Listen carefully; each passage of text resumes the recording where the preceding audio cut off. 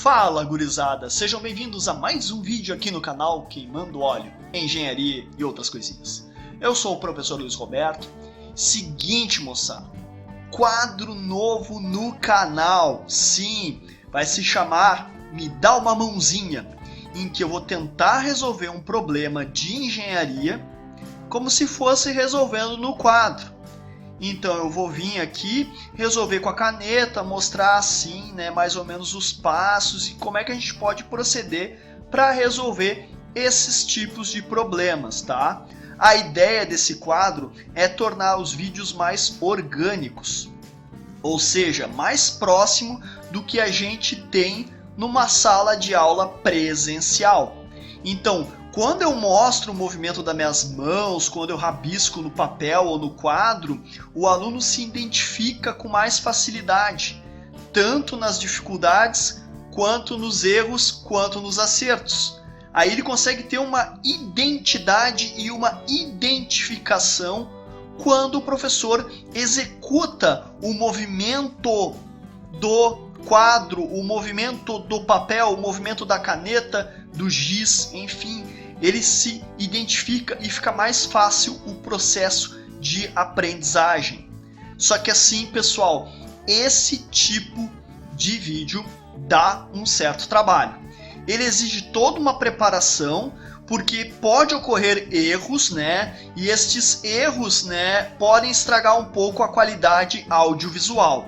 Então assim, pessoal, já deixa o seu like, se inscreve, compartilha este e os outros vídeos com os teus colegas, ativa o sino de notificações e comenta, porque todo feedback é extremamente importante para melhorar o nosso canal.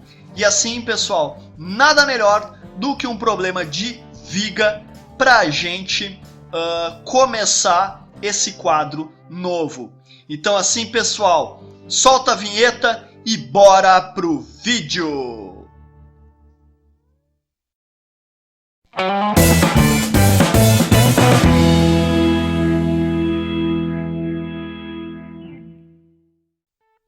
Bora lá, pessoal? Então vamos resolver este problema de viga. Mas antes, vamos explicar o que está acontecendo aqui. Nós estamos fazendo uma análise estática, ou seja, os carregamentos que esta viga está sendo submetida são carregamentos estáticos. Eles não oscilam no tempo e nem têm outros tipos de variação. Eles são cargas estáticas, tá ok? Então é o seguinte, a nossa análise estática está se dando em cima de elementos estruturais ou componentes mecânicos.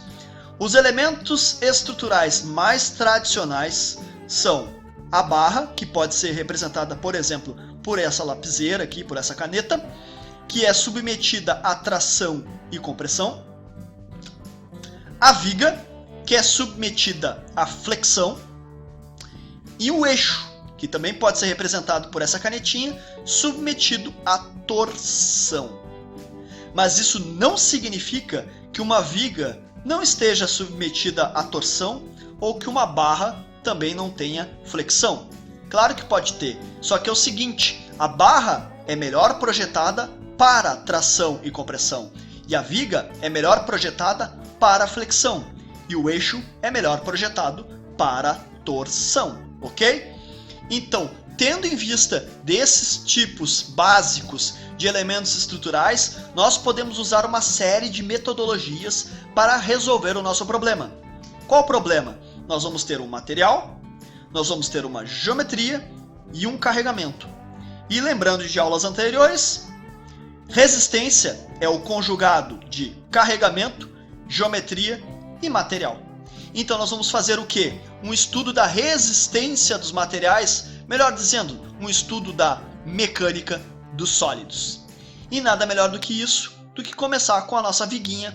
Nós temos, portanto, aqui uma viguinha que está bi-apoiada. Este aqui é um apoio de segunda ordem, com uma reação vertical e uma horizontal. E este aqui é um apoio simples de primeira ordem, somente vertical. Essa é uma viga que vai de A até B, com um perfil assim que a gente chama perfil retangular, tá? Com uma base e uma altura.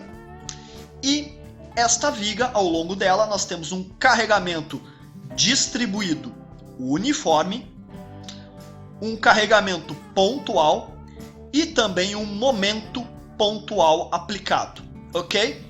Nós temos as nossas cotas e estas cotas têm estas medidas aqui. Nós temos o nosso material com as propriedades do material, o módulo de elasticidade, a tensão limite de escoamento e a massa específica. Para o nosso trabalho, o que interessa para nós é o limite de escoamento. Adicionalmente, as nossas cargas, né? Carga distribuída de 60 kN por metro, a nossa carga aplicada de 120 kN e um momento aplicado de 80 kN metro. Adicionalmente, temos a nossa seção que tem uma base de 200 mm e uma altura de 600 mm. Então, pessoal, tá aqui o nosso problema e agora a gente pode ir com tudo para começar a resolvê-lo. Então, vamos resolver passo a passo, tá bom? Bem devagarzinho. A primeira coisa que a gente vai fazer é o seguinte: o que eu chamo de passo zero. Sim, tem um passo zero, que é o seguinte: às vezes o teu fornecedor dos perfis, por exemplo, lá numa Gerdau, né, ele não te dá o momento de inércia diária. E aí tu tem que calcular. Lembrando que é um perfil retangular, é a base vezes a altura ao cubo dividido por 12, substituindo os valores, nós vamos chegar em 3,6 vezes 10 na menos 3 metros na quarta. Pessoal, é o seguinte, aqui eu vou frisar. Pessoal, é o seguinte, façam todos os cálculos geométricos, áreas, momentos de inércia, tudo, e anotem num cantinho, tá? Tu vai precisar, sim, destes resultados mais para frente. Então, o passo zero é tu anotar num cantinho essas propriedades, esses parâmetros geométricos, tá bom? Então, agora sim, vamos iniciar a nossa metodologia. Bora lá? Então, vamos começar a resolver, começando, obviamente, pelo nosso passo 1, né? Considerações e hipóteses. Nós vamos admitir o material isotrópico, uniforme e homogêneo. O que quer dizer isso? Material isotrópico tem as mesmas propriedades em todas as direções. Por isso esse símbolozinho aqui de um sistema de coordenadas. Material é uniforme. Significa que as variações volumétricas tendem a ser constantes. E o material também é homogêneo. Ou seja, as propriedades dos materiais, como por exemplo massa específica, módulo de elasticidade, módulo de cisalhamento e módulo de compressibilidade, são constantes. Além disso, nós vamos trabalhar dentro do regime elástico. O que quer dizer isso? Dentro da resiliência do material. Ou seja, a nossa tensão admissível para determinar o coeficiente de segurança lá no final do nosso projeto, ela vai depender de alguma propriedade do material. E a propriedade escolhida, já que a gente trabalha no regime elástico, é o limite de escoamento SY, tá bom? Além disso, nós vamos trabalhar no sistema linear. Os carregamentos são simples e podem ser submetidos ao tal do SV. SV é princípio de Saint-Venant. Ou seja, os nossos carregamentos vão ser simples. Carregamentos de cargas pontuais, momentos aplicados, uma carga distribuída uniforme ou ainda uma carga distribuída linear, com comportamento linear. Por quê?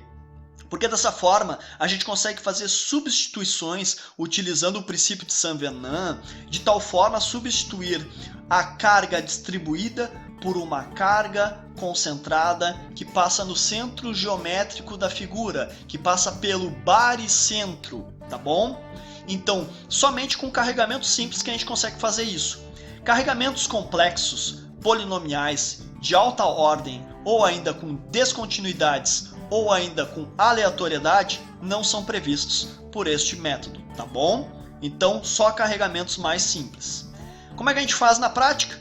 A gente pega um carregamento que é mais ou menos oscilante e aproxima ele, por exemplo, por uma carga distribuída uniforme, só que com um valor um pouco maior.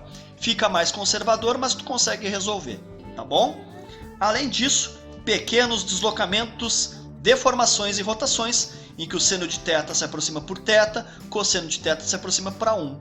Nós vamos conseguir utilizar isso em vigas longas, tá? Vigas delgadas, muito fininhas, ou vigas curtas, o modelo é diferente, tá bom? Adicionalmente, vamos utilizar o princípio de superposição de efeitos para determinar os momentos fletores, para determinar os esforços cortantes e também para determinarmos a nossa tensão equivalente lá no finalzinho.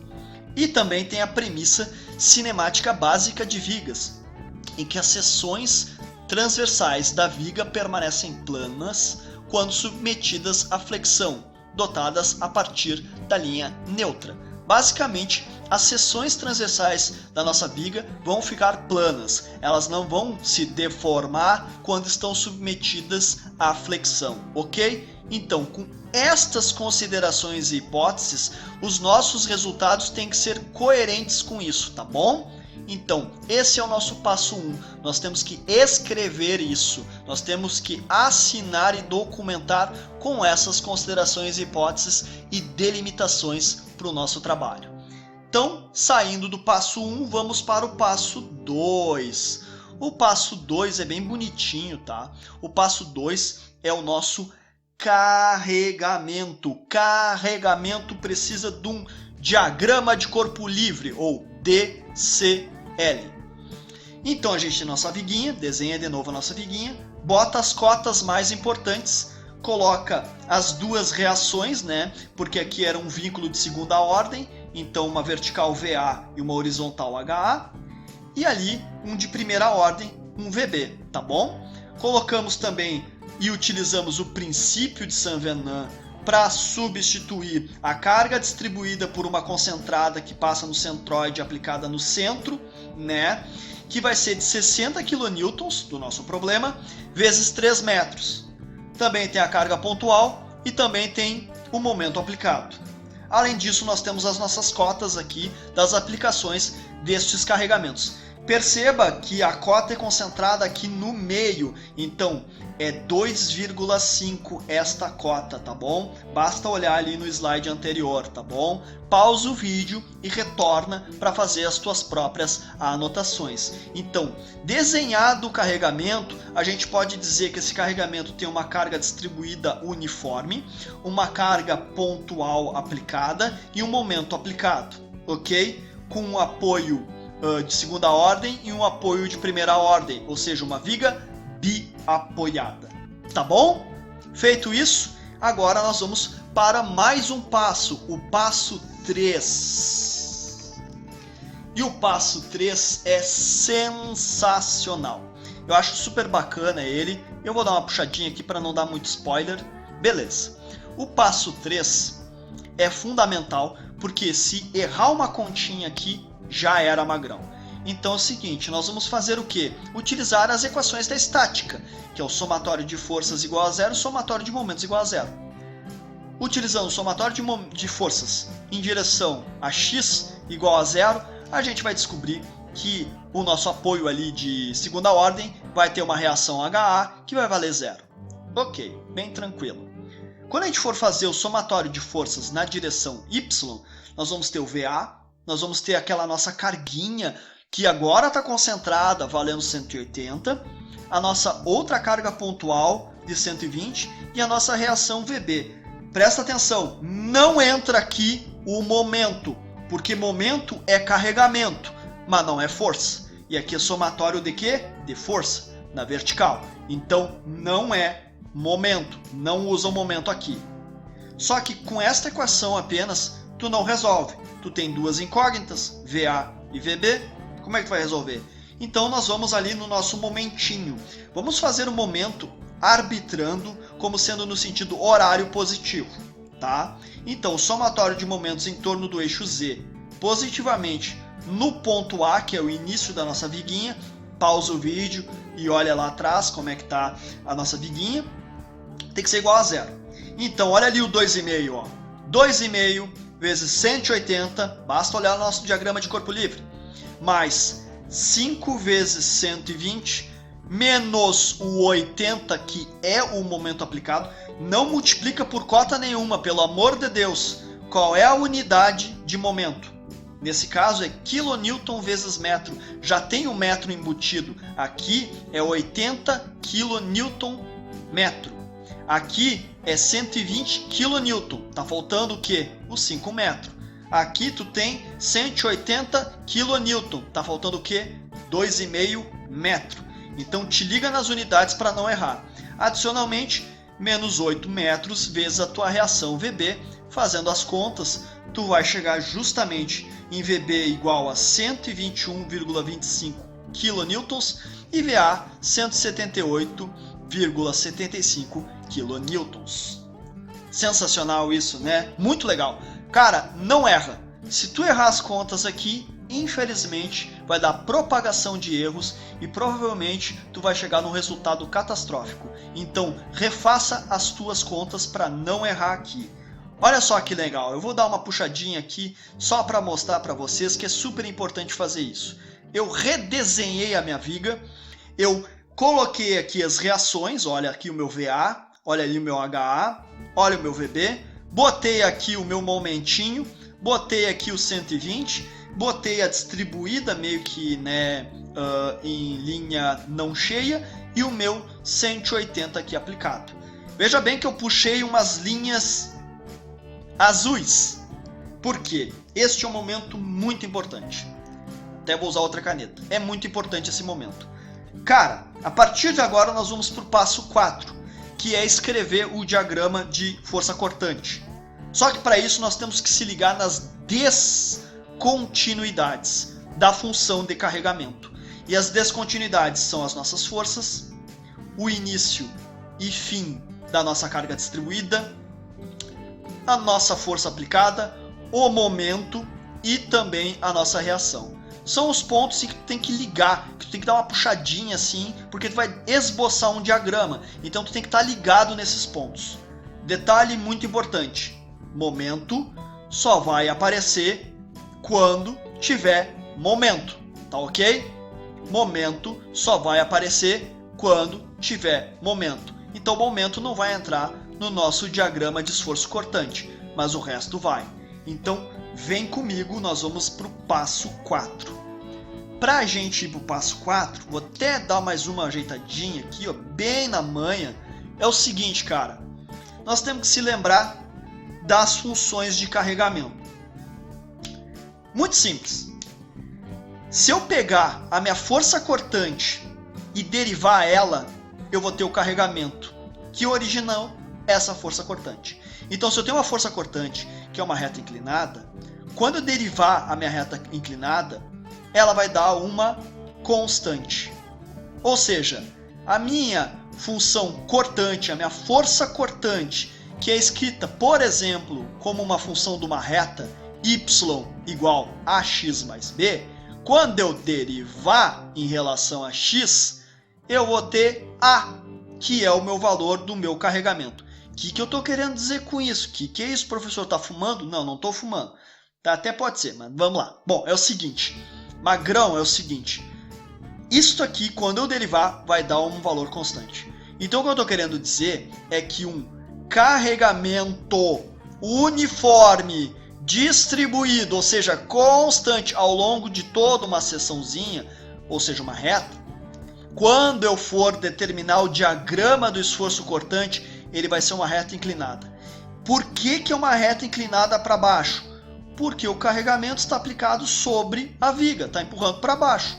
Então está cortando para baixo. Se está cortando para baixo, inclinado para baixo. Se fosse um contracarregamento, isso existe, tá, pessoal? Aí seria inclinado para cima.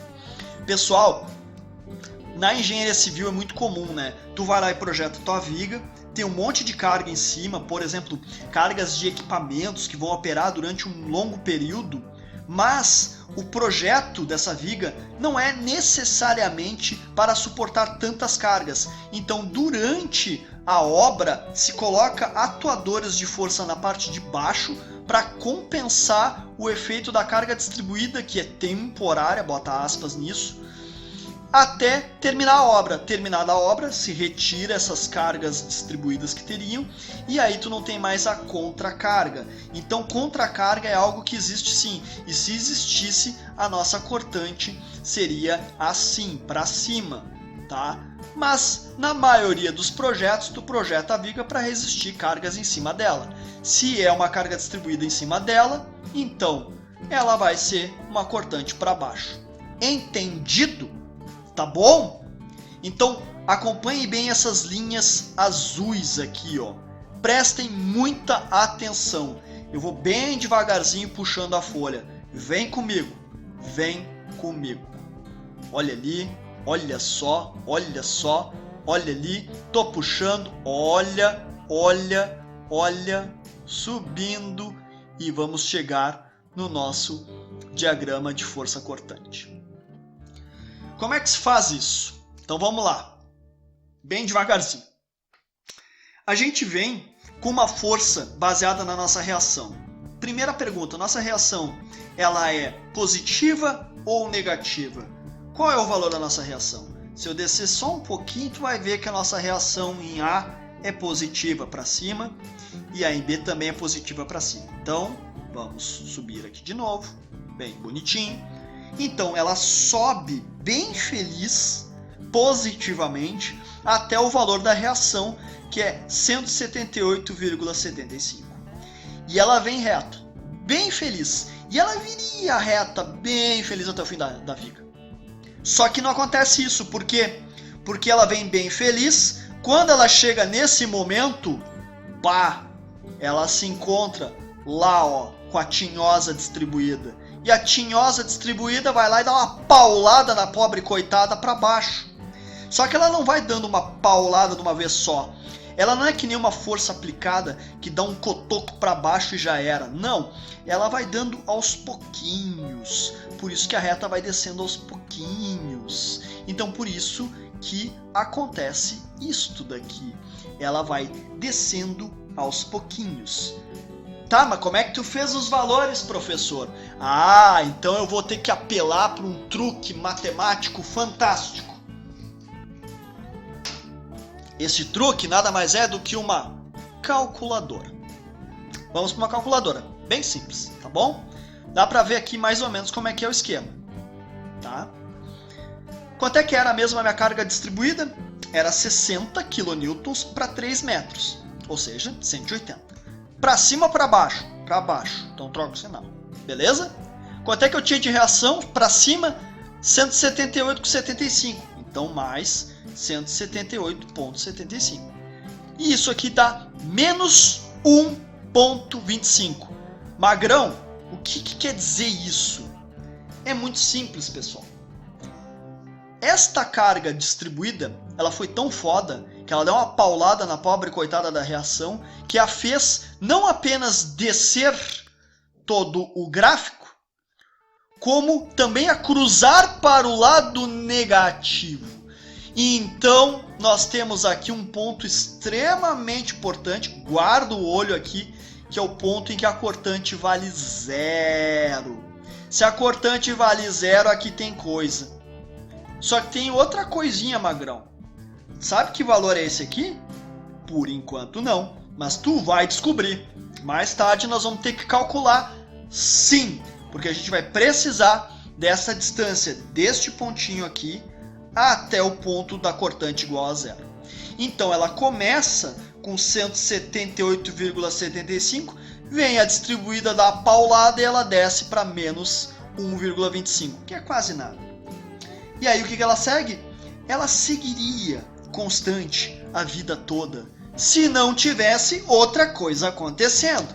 Vamos voltar para a nossa viguinha? Vamos. O que tem ali? Tem uma droga de um 120. Então olha só, viria a partir daqui 1,25 negativo, mas vai tomar uma paulada de 120. Magrão, calculadora de novo. 1,25 negativo, ok? Toma a paulada de 120. Pimba. Menos 121,25. Vamos para o diagrama. Olha o diagrama. Olha que amor. Menos 121,25. E segue a vida toda até o fim da viga. Só que tem uma coisa. Lá no final da viga, o que tem? Uma reação. Quanto é que vale a reação? 121,25. Opa, positivo. Então eu vou somar, veja bem ali a calculadora, 121,25. E vai dar 0. Ou seja, nosso diagrama está perfeitamente perfeito. Ele começou no valor da reação, terminou com a reação e está em 0. Perfeito? Observe bem este diagrama de força cortante, que a gente chama também de esforço cortante, ou DEC. Ele tem áreas, tá? Estas áreas vão nos dar os valores dos momentos. Então, a área deste retângulo, a área deste triângulo, a área deste triângulo, deste retângulo, deste retângulo e deste retângulo vão nos dar o momento, tá bom? Só para a gente finalizar esse passo, diagrama da cortante, a derivada da cortante em relação a x é menos o carregamento, logo a cortante é a integração negativa da função carregamento dx. Por isso que aqui a função carregamento não entra momento, tá bom? Para a gente resolver tudo isso, temos que partir das reações. Então tá, pessoal. Agora nós vamos para o próximo passo, tá ok? Passo novo, pessoal. E até vou dar uma subidinha bem de levezinho. Tá. Antes de ir para o passo do diagrama do momento fletor, nós vamos ter que fazer umas geometrias, umas loucuragens. Por quê? Lembra que eu falei que o sistema é linear? Lembra que eu considerei que o carregamento é simples? É justamente para eu poder resolver estes problemas com alguma técnica matemática simples.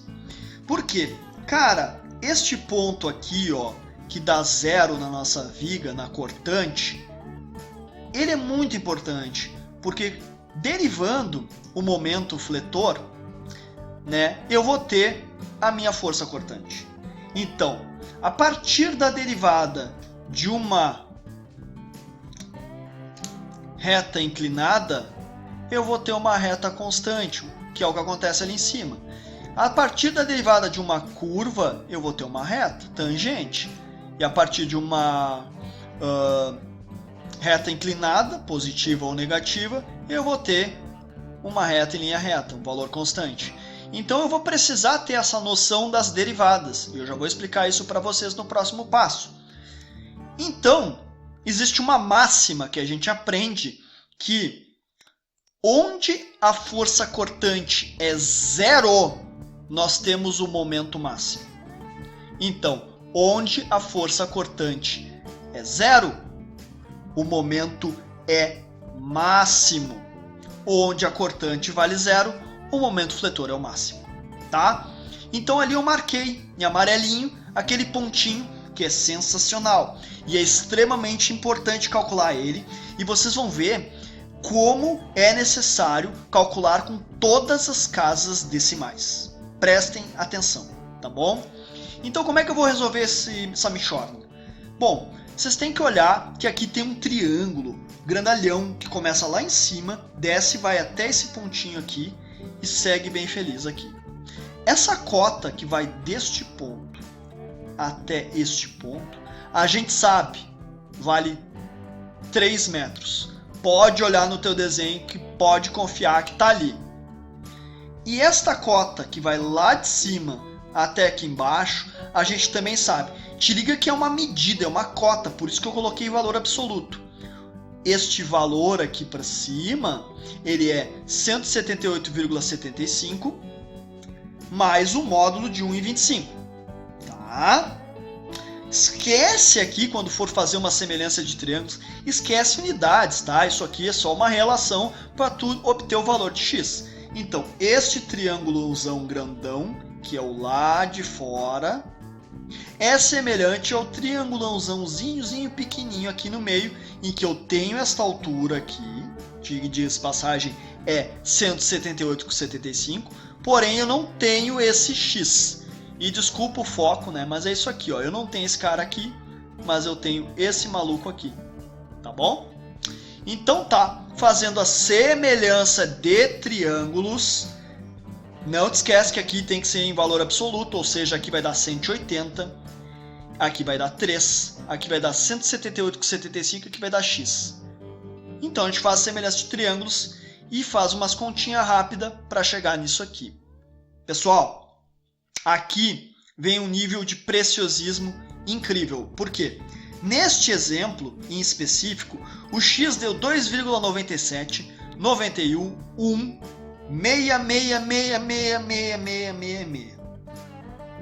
Se tu arredondar para 2,98, como está aqui, vai dar problema. Então use o máximo possível de casas decimais. Ou seja, este aqui acaba recaindo num problema numérico. Quando tu faz 3 menos x, tu vai dar 0,20833333333, que tu pode aproximar por 0,02 metros, só que se tu fizer isso, vai dar erro numérico. Então, use todas as casas decimais possíveis e imagináveis, ok? Tá? Tem que ter um preciosismo sim, e eu vou te mostrar o porquê, tá? Vamos descer mais um pouquinho aqui, só para relembrar.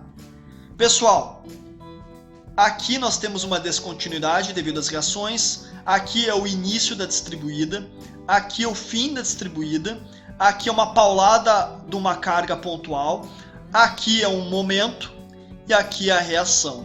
E aqui nós temos um ponto, né, que é o ponto de inflexão da nossa curva, que é o ponto em que a derivada vai ser igual a zero, em que a nossa cortante vai ser igual a zero.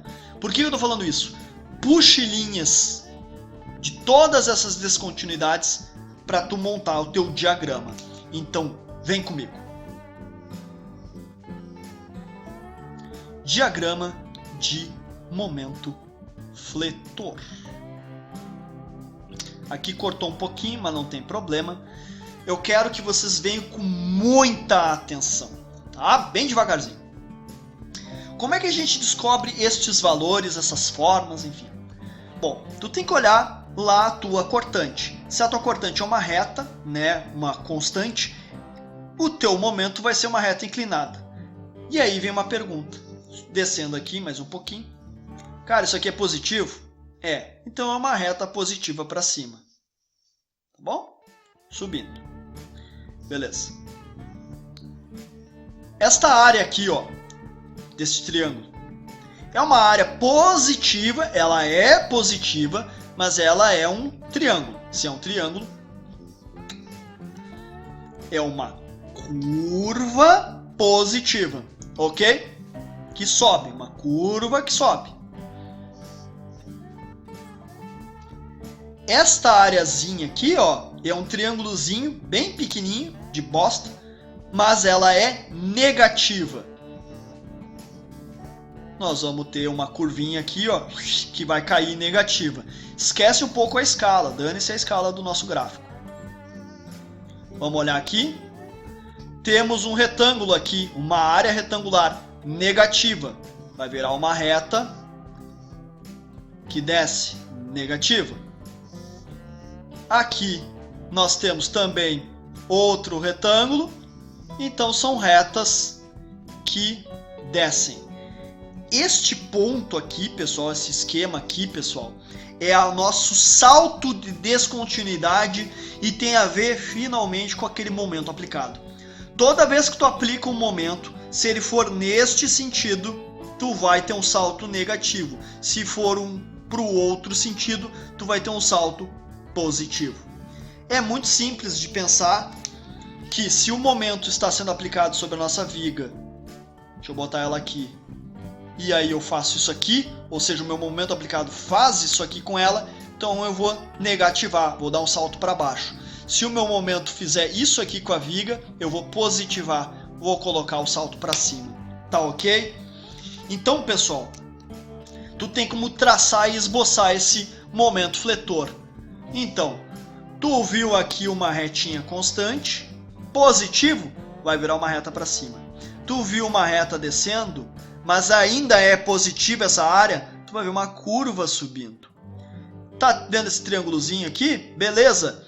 Ele é uma reta para baixo negativa, então é uma curvinha descendo.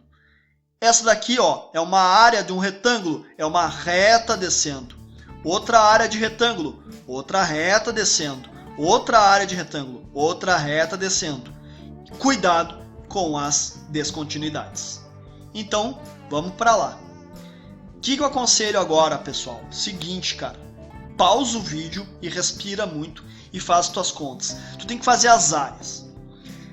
Neste primeiro valor aqui, que vai de 0 até 178,75, é esta área. 178,75 vezes 1 metro, que dá 178,75. Pausa. 178,75 quilonewtons vezes 1 metro, 178,75 quilonewton metro. Então até as unidades fecham. Então tá, era uma retinha, virou agora uma reta inclinada subindo. Agora a outra é uma reta descendo, área positiva, beleza? Então é uma curva maluca. Só que tem um ponto lá. Que ponto é aquele? É deste ponto somando a área. Tem que somar aquela área. Então tem que vir aqui e calcular a área desse bicho aqui. Por isso que tu tem que saber o X. Por isso que tu tem que saber essa cotinha. Tu vai pegar 178,75 vezes X dividido por 2 e somar. Ou seja, tu vai fazer exatamente isso. A primeira parte e a segunda área, que é 178,75 vezes 2,98 dividido por 2. Tá?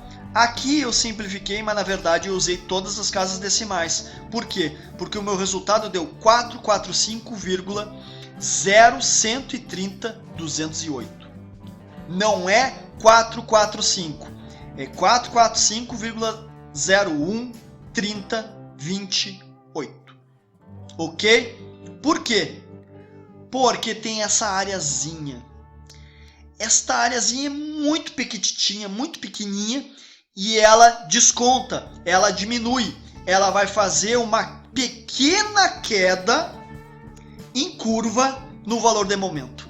Então vai sair do 445,0130,208 e acredite, meu amigo, fazendo as continhas, ou seja, pegando este valor e tirando a área que é 1,25 vezes 002 dividido por 2, na verdade não é 002, é 00208333333. Se tu fizer essa conta, tu vai descobrir que aqui é 445 e aqui um pouquinho acima. Então isso é muito importante, pessoal. Por quê? Porque isso nos indica que este diagrama é sensível à carga distribuída. O que significa isso? Se eu aumentar a minha carga distribuída, este ponto máximo tende a vir mais para cá, fica cada vez maior e a redução se torna cada vez mais significativa. Ou seja, se eu aumentar a minha carga distribuída de 180, por exemplo, para 300, o valor do meu momento vai ficar maior e deste ponto para este ponto nós vamos ter uma discrepância maior. Por exemplo, pode ir para 600 e aí vai para a discrepância para 300. Ou seja, não tem uma queda tão pequena, tá? Se eu aumentar muito a minha carga distribuída. Mas isso é um detalhe a mais para tu pensar. E aí eu até aconselho tu refazer esse problema, só que alterando o valor daquela carga Q, em vez de ser 60, altera, sei lá, para 600, 10 vezes mais, e vê o que acontece. tu vai ver que o diagrama vai ter a mesma forma, só que este valor vai estar um pouco mais para cá e um pouco mais para cima. E este valor vai ser bem diferente do lado de cima, tá bom?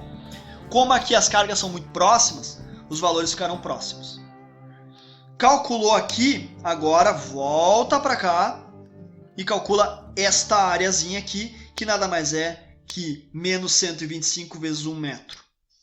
E aí, voltando para cá, tu tem aqui, ó, 445 menos 125 vezes 1 metro, que vai dar 443,75. Beleza? Que é este ponto aqui.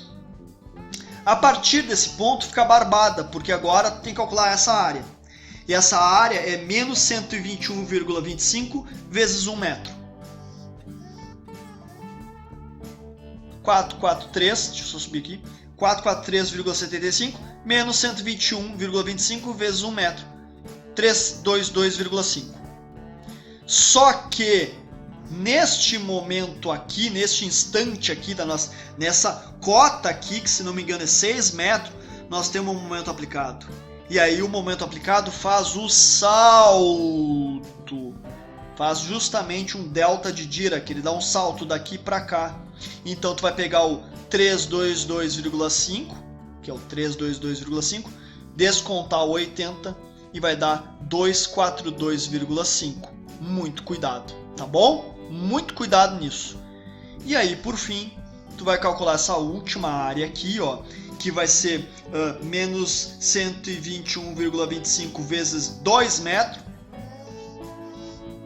Lá no finalzinho, spoiler, 242,5 menos 121,25, zero. Vai dar zero. Cara, se tu não descontar o momento aqui, não vai dar zero. E se tu errar lá nas continhas, lá no preciosismo aqui da nossa unidade, também vai dar errado, ok? Tem que ter todas as casas decimais e tome muito cuidado. Nesse passo, tu precisa de muito cuidado. Eu aconselho desenhar um diagrama em cima do outro, né, puxando as cotinhas e calculando cada área com muito cuidado, com muito carinho, tá bom? Só para a gente finalizar, né, já que é o diagrama de momento fletor, aqui, ó, tu tem dm dx igual a v, então m é a integração do v dx, que vai dar Newton vezes metro. Então, justamente isso. Se eu pegar e derivar essa reta aqui, vai dar uma constante. Se eu derivar essa curva, vai dar uma reta inclinada, diga-se de passagem. Se eu derivar esta curva aqui, vai dar outra reta. Se eu derivar essa reta, vai dar uma constante. Se eu derivar essa reta, vai dar uma constante. Este salto não se aplica. Se eu derivar esta reta, vai dar outra constante. Justamente o que acontece na nossa cortante, certo? Então, desenhado o nosso diagraminha, quero que vocês saibam que o maior momento fletor não é 445, é 445,0130,208. Ai, mas é preciosismo, e é frescura. Não é tão frescura, por quê? Por causa disso aqui, ó, é em kilonewton. Tu vai multiplicar isso aqui por 1000 e aí essas vírgulas vão deixar de ser menos relevantes e vão passar a ser mais relevantes, tá bom? Então, com isso, a gente vai para o próximo passo. Continuando, nosso passo 6, tensões máximas. Existem basicamente 4 tensões máximas a serem calculadas: a de flexão, a de tração-compressão ou normal, a de torção e a de cisalhamento. Essas daqui são as fórmulas que a gente utiliza, tá? Como nossa viga está submetida somente à flexão, não tem nenhum efeito de torção, nenhum efeito de normal ou outra tensão de cisalhamento adicional, somente flexão. Então a gente vai pegar o momento máximo, o C e o IZ. Pessoal, C é centroide, é o centroide da seção. O centroide da seção ao longo da altura da direção Y, no caso da nossa viguinha, que é um retângulozinho, é igual a metade da altura. Então esse Czinho é a metade da altura. Muito cuidado, tá bom? Então, calculando, olha só que coisa mais linda. Calculando, deixa eu dar uma descidinha. Olha só o que nós temos. Nós temos 445,0130.208 vezes 10 na 3, que é em quilonewtons, agora a gente está botando tudo em newton, vezes 300 vezes 10 na menos 3, que é 300 milímetros. A altura era 600 milímetros, agora é 300 milímetros, tá? Porque o centroide é a metade da altura. E aqui é o nosso IZ que a gente calculou no passo zero. Então lá no passo zero, se tu quiser determinar o centroide, já determina, tá bom? E aí tu vai chegar nesse valor, que é 37,0844184 megapascal, que agora sim tu pode fazer uma aproximação para 37,1 megapascal, que não vai ter grandes perdas, ok? Mas antes, não, tá bom? E agora só vem barbadinha. O próximo passo, tensões combinadas, que é somar os efeitos de diversas tensões. Vai depender, obviamente, do carregamento. Nosso carregamento só tem tensão de flexão. Então, a nossa tensão equivalente é igual à tensão de flexão, que é igual a 37,1 megapascal. Bem baixinha, né? E agora, vamos para o último e enfadonho passo, que é o mais tranquilinho, mais barbadinho. Critérios de falha estática. O nosso coeficiente de segurança estático, NS, é a tensão admissível pela equivalente, tem que ser maior que 1. Nossa tensão admissível é escoamento, a gente está lidando dentro do regime elástico, a gente não quer chegar no regime plástico, então tensão de escoamento, dividido pela deflexão que a gente calculou. O nosso material era um aço SAI 1045 com 310 megapascal de limite de escoamento, é um aço laminado a quente, dividido pela tensão de flexão, que é 37,1. Isso dá um coeficiente de segurança de 8,36. Aprovado, esse projeto está prontinho para o uso. Inclusive, é possível aumentar o valor das cargas, porque nós temos ainda um coeficiente de segurança de 8. Basicamente, ele está 8 vezes bem dimensionado para suportar este carregamento. Então tá, pessoal, a gente pode brincar com isso agora, né? Vamos botar aqui de volta o nosso probleminha inicial, deixa eu só alinhar aqui. A gente pode brincar de volta e agora, ao invés de utilizar 60 kNm, coloca aqui 600, coloca aqui o metade, coloca outros valores e vê como é que se comporta o gráfico. Dependendo dos valores e das reações, o gráfico muda completamente. Lembre-se disso. As reações que vão começar tudo. É no passo 3, que não pode estar nenhum erro, é que vai gerar o passo 4, e o passo 4 é que vai gerar o passo 5 e assim sucessivamente. Então, se eu mudar o carregamento, as reações podem mudar. Inclusive, uma reação pode ser, em vez de ser positiva, pode ser negativa. E aí mudou todo o gráfico da cortante. Mudou o gráfico da cortante, mudou o gráfico do momento fletor, mudou tudo. Então, pessoal, como exercício, alterem esses valores e verifiquem como é que as coisas podem proceder. Também dá para alterar a geometria para ver como é que o coeficiente de segurança se comporta, tá bom? Eu acho que dá para a gente ir ficando por aqui. Eu acho que deu para esclarecer bem a metodologia, passo a passo. Faz com bastante calma. Refaz esse exercício 1, 2, 3, 4, 5 vezes. Depois que tu aprender bem, altera os valores, vê como é que funciona o comportamento. E aí sim, depois que tu alterou bem os valores e treinou bem isso, agora tu pode brincar um pouquinho, né? Puxar essa carga distribuída para o início, pegar essa carga pontual, botar na ponta, botar o momento no meio, brinca com a disposição, altera os valores das cotas e vê como é que fica os diagramas. Eu acho que é um exercício sensacional tu poder treinar cada um dos tipos mais tradicionais de carregamento. O que mais, pessoal? O que vocês acharam deste novo formato? Eu achei que é um formato promissor, bem bacana, bem divertido. Dá pra gente fazer outros exercícios, né? Pra gente treinar, né? Mas eu gostei muito de começar com as vigas, tá? O próximo vídeo pode ser, por exemplo, num carregamento distribuído, mas não uniforme, e sim uma linha, assim, um linear, por exemplo. O que vocês acham? Bom, eu fico aguardando tudo aí nos comentários. Comentem, solicitem novos problemas que eu vou resolver dessa forma, tá bom? Então eu vou ficando por aqui e até o próximo vídeo. Falou!